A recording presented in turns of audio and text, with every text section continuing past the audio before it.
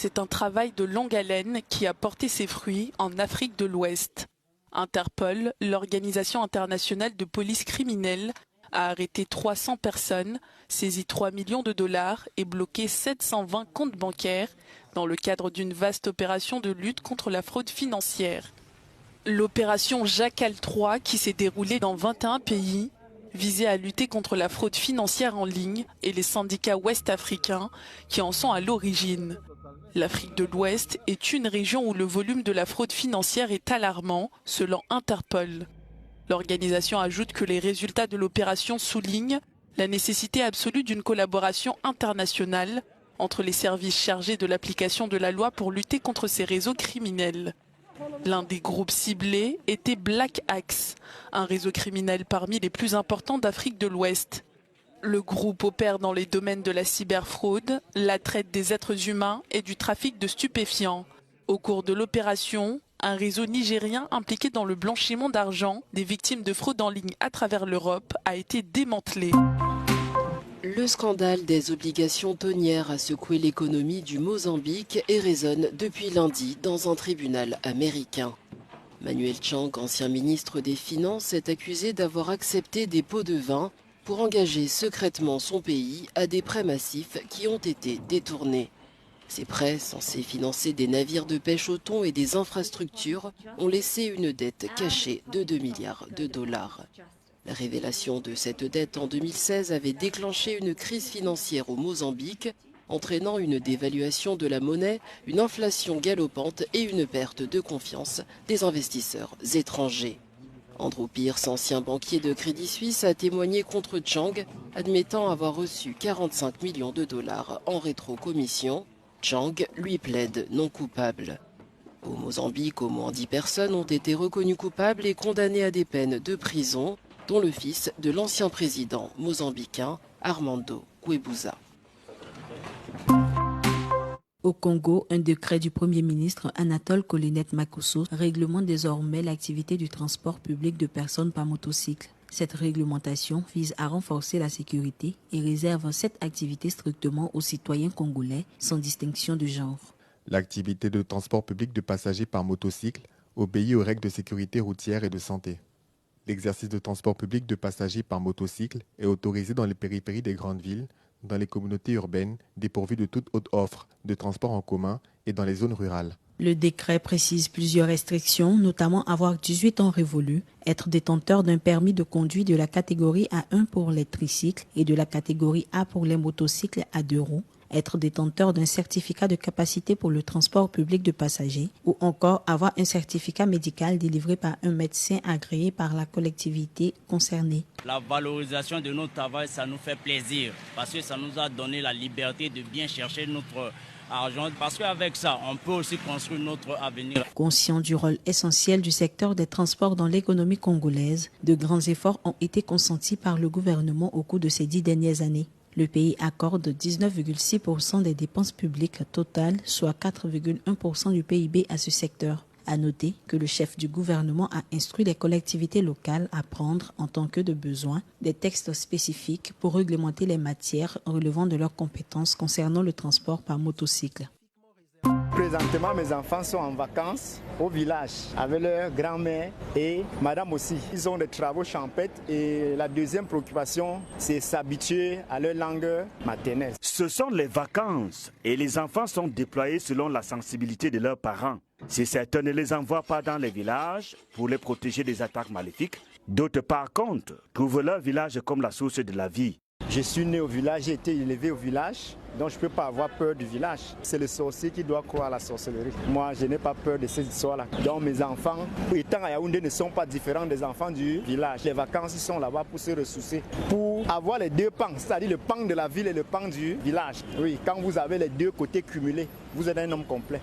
Loin du village, il y a d'autres membres de la famille. Mais pour certains parents, il n'est pas du tout prudent d'envoyer son enfant chez une tante ou un frère. les temps ont changé. Comme nos familles actuellement sont dans des conflits, c'est pourquoi certaines personnes préfèrent se rétracter et vivre avec leurs enfants. Parce qu'avant, ce n'était pas comme ça. Avant, les enfants allaient au village, on savait que la grand-mère est là-bas. Tellement que le temps passe et la société se transforme de manière négative, les gens ont peur. Au sujet des petites activités des vacances, chaque parent gère au quotidien. Les activités commerciales incluses. Le contexte impose que les enfants s'impliquent corps et âme pour assurer leur rentrée scolaire. Tu sais que les temps sont devenus durs. Il faut aussi envoyer l'enfant à l'eau chercher l'argent pour aussi pouvoir m'aider aussi à acheter les cahiers, les chaussures et tout.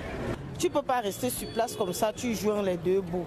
Il faut aussi que l'enfant aille aussi. Plus que tu achètes la marchandise beaucoup, plus tu as beaucoup de bénéfices.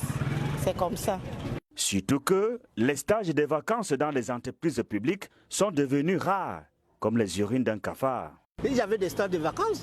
Quand tu avais un enfant qui était en 6e ou en 5e ou en 4e, et qu'il est capable de faire un stage de vacances, on l'appelait. Il partait déposer sa demande. Il faisait son stage de vacances, qui soulageait le père de compléter pour payer son école, pour qu'il continue. Aujourd'hui, il n'a plus de stage de vacances. Encore 2 mois environ, et les élèves et enseignants reprendront le chemin de l'école. Entre-temps, assurons l'épanouissement des plus petits.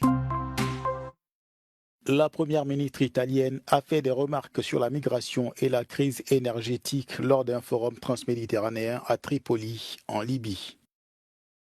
L'Italie est l'un des principaux points d'arrivée de l'autre côté de la Méditerranée. Et mercredi, Giorgia Meloni a souligné l'importance de la lutte contre la traite des êtres humains. La traite des êtres humains est aujourd'hui l'un des trafics criminels les plus puissants au monde. Il y a des gens qui gagnent beaucoup d'argent en utilisant le désespoir des personnes fragiles. Et nous ne pouvons pas le permettre car ces organisations deviennent très puissantes, mais elles ne se soucient pas des droits de l'homme et des êtres humains. C'est quelque chose que nous voyons tous les jours en Italie. La chef du gouvernement italien est également revenue sur la crise énergétique en Europe, sollicitant plus de coopération avec l'Afrique dans le domaine.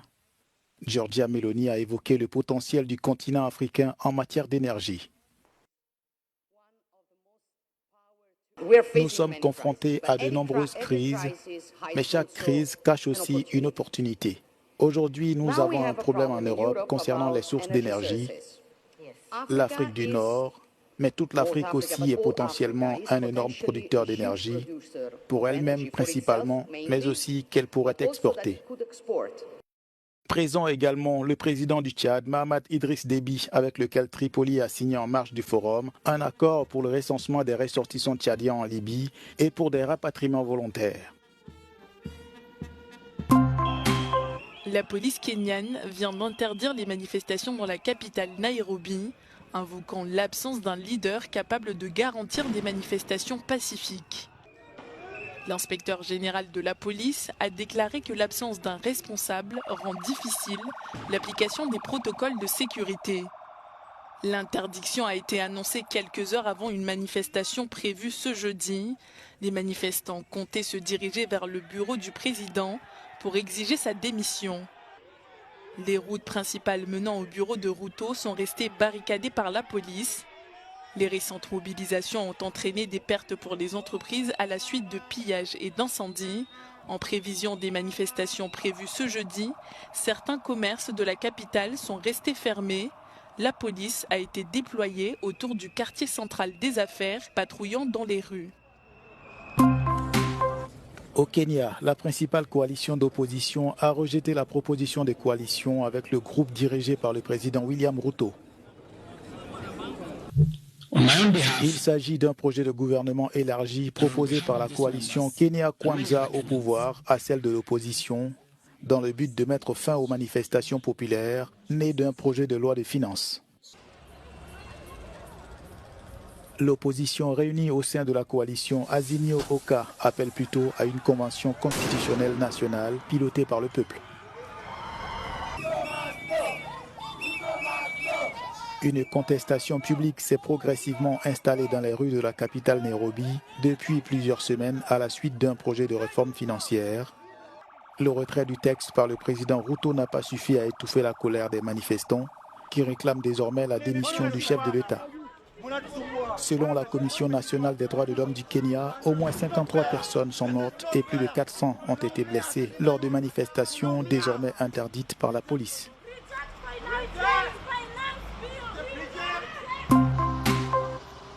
Dans la capitale Port-au-Prince, les policiers kenyans patrouillent aux côtés de leurs homologues haïtiens.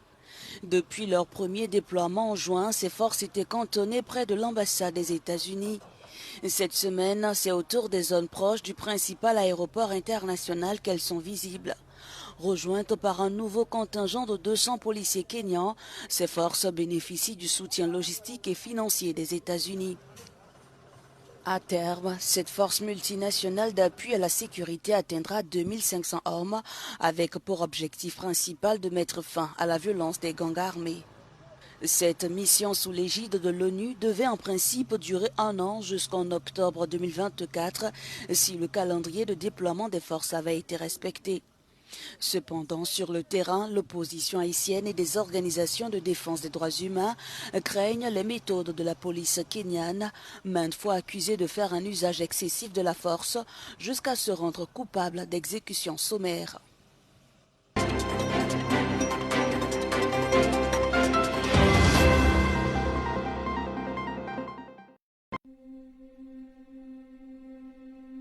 Sidiga